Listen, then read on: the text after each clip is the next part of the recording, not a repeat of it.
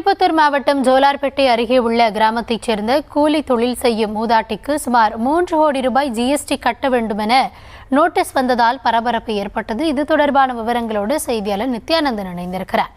நித்யானந்தன், வணக்கம். என்ன நடந்தது, விவரங்களை வழங்கலாம். கண்டிப்பாக கௌதமி. அதாவது திருப்பத்தூர் மாவட்டம் ஜோலார்பேட்டை அடுத்த புதூர் படைவேட்டு அம்மன் கோவில் தெருப்பகுதியை சேர்ந்த முருகேசன் மனைவி ருக்மணி என்பவர் வசித்து வருகிறாரு. இவருக்கு பார்த்தோம்னா 100 வேலை திட்டமான ஏரி வேலைக்கு சென்று தனது பிழைப்பை நடத்தி வருகிறார். இந்த நிலையில நேற்று செம்ராயன் பகுதியில் உள்ள இந்தியன் வங்கிக்கு 100 நாள் வேலை திட்டத்தில் வந்த பணத்தை எடுக்க சென்றுள்ளாரு. அப்போது வங்கியின் பணியாளர்கள் உங்களுடைய வங்கி கணக்கு முடக்கம் செய்யப்பட்டதாக கூறியிருக்காங்க. அப்போது பார்த்தோம்னா ஆம்பூர் பகுதியில் உள்ள பழங்குடியினர் உதவி ஆணையர் மூலமாக வரி ஏய்ப்பு கடிதம் வந்துள்ளது. அதுல நீங்க 6M ட்ரேடர்ஸ் வைத்துக் கொண்டு அதன் மூலம் 2,79,19,420 ரூபாய் பணம் கட்ட வேண்டும் எனவும் தனது வங்கிக்கு நோட்டீஸ் அனுப்பியுள்ளதாகவும் அதன் காரணமாக உங்க வங்கி கணக்கு முடக்கப்பட்டுள்ளதாகவும் வங்கி பணியாளர்கள் தெரிவிச்சிருக்காங்க. இதனை கண்டு அதிர்ந்து போன ருக்மணி செய்வதராம திகழ்ச்சி வராங்க.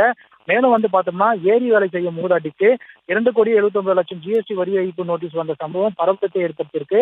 அது மட்டும் இல்லாம மேலும் ஜிஎஸ்டி மோசடி கும்பல் ஆம்பூர், வாணியம்படி உள்ளிட்ட இடங்களில் குறிவைத்து மோசடியில் ஈடுபட்டு வந்த நிலையில தற்போது திருப்பத்தூர் மற்றும் ஜோலார்பேட்டை குறிவைக்கும் மோசடி கும்பலாக பகுதி மக்கள் பீதி அடைஞ்சிருக்காங்க.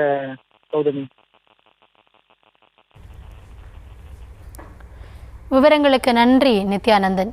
இது தொடர்பாக அந்த மூதாட்டி பேசிய காட்சிகளை தற்போது பார்க்கலாம். உன் பேரில் 2.5 கோடி விழுந்துக்குது, யாரை ஜிஎஸ்டி கட்டி ஆகணும் நீ அப்படின்னு சொன்னாங்க.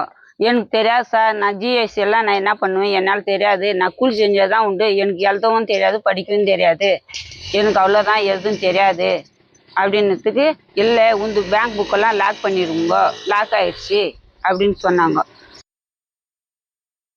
உன் பேரில் 2